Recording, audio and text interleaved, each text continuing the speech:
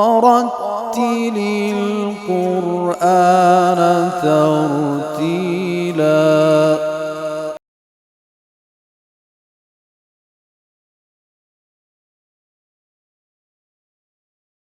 السلام عليكم ورحمة الله وبركاته. آية 35 سورة مباركة بقرة. بسم الله الرحمن الرحيم.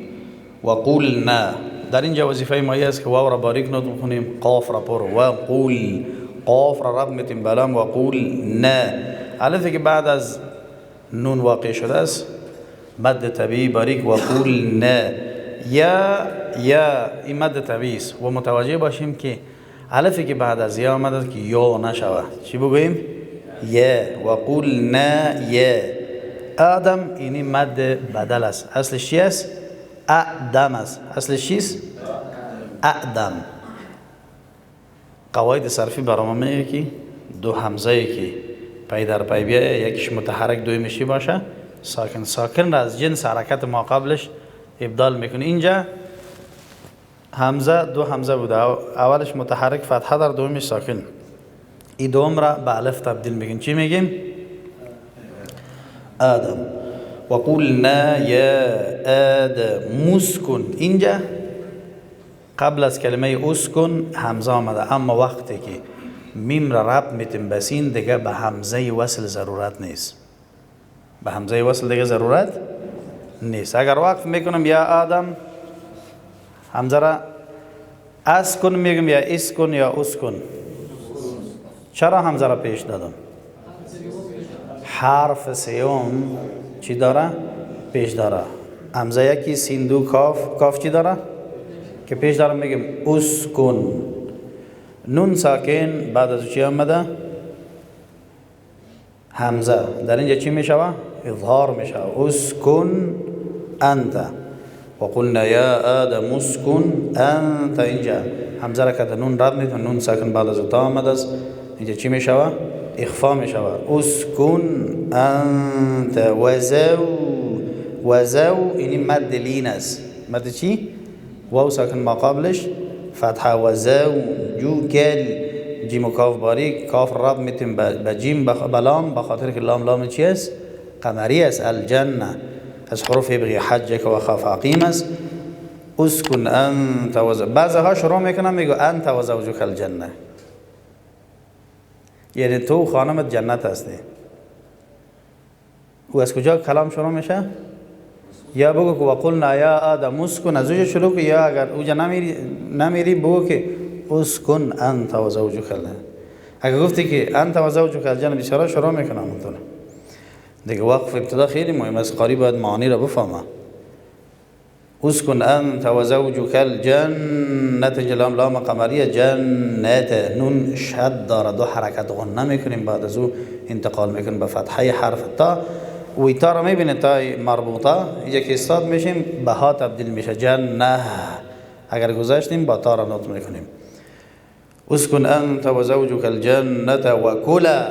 نمیگیم که و کلا. 99% قاری ها میگه و کلا. ای واو را که از او دخیل نمیسازیم، میره جدا میکنیم، میگیم که و کلا.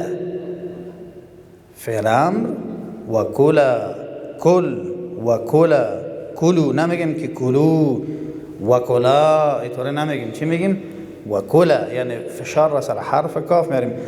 بعد از اون مد طبیعی باریک الفی که بعد از لام از و کلا منها. اینجا من نون ساکن بعد از ها آمده، اظهار میشه. و کلا منها الفی که بعد از ها واقع شده مد طبیعی دو حرکت باریک.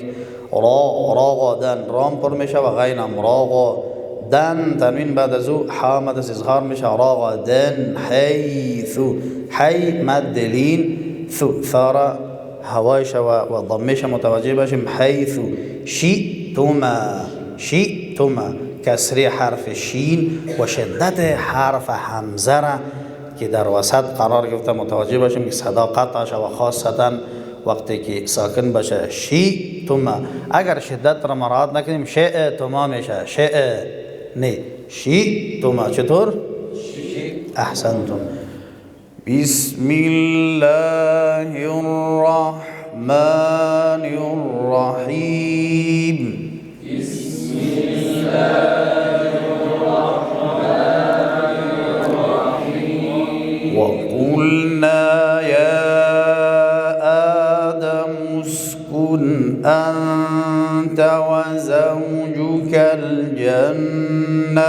وكلا منها رغدا حيث شئتما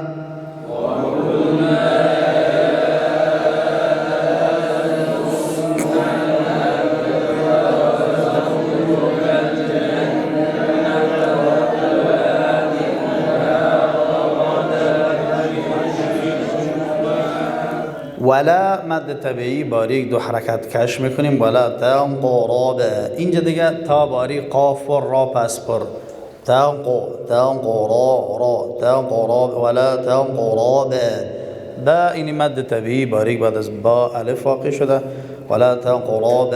ها مد طبیعی هیش شجرات، اینجا ها رب میتیم بشین به خاطر که لام شمسی ادغام شده.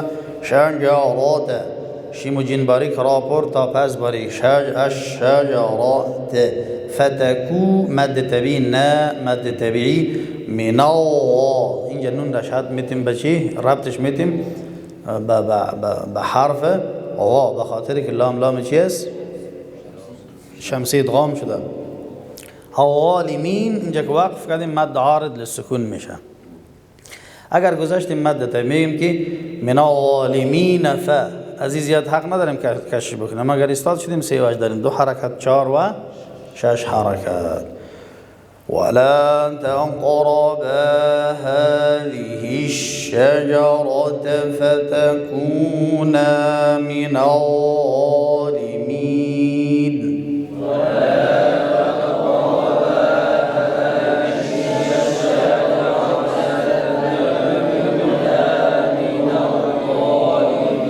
و یک چیز را متوجه باشین که بعد از حرف وا الف که واقع شده و پر نطق میشه، به خاطر که الف مطابق ما قبلش حرف وا پر است. نی من الظالمین. صدق الله العظیم.